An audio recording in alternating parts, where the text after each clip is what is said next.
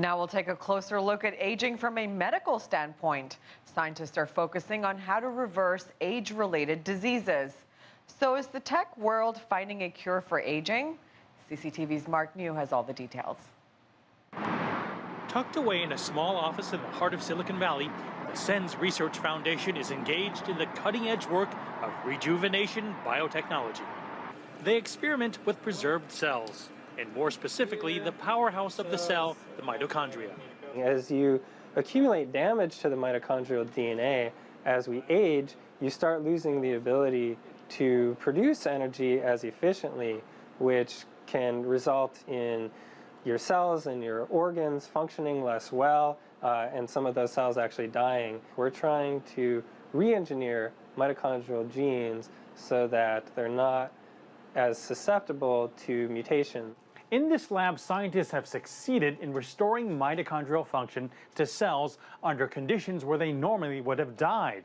But those cells only grew at half the normal rate. With donations primarily from philanthropists, SENS operates on a $5 million annual budget that founders consider a drop in the bucket compared to what's spent on healthcare. We sometimes say life extension is a side effect if our work is successful. And that's great, more power to that. Really what we want to do is present an opportunity for a more efficient and effective mechanism for healthcare for the elderly. Here in the United States, we are spending $40,000 for healthcare for the elderly this second.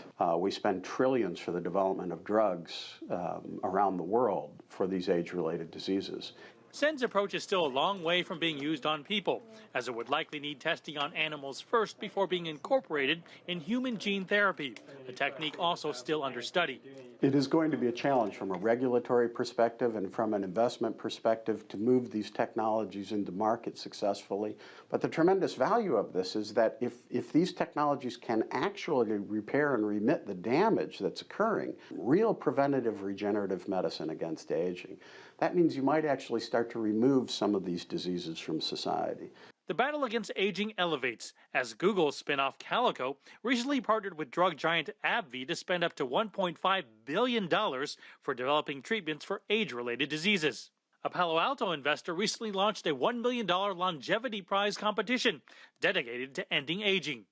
While Silicon Valley coined such projects moonshots, at SENS Lab, researchers aren't hung up on the odds, saying what's most important is that every day they're progressing, making cells both happier and healthier. Mark New, CCTV, Mountain View, California.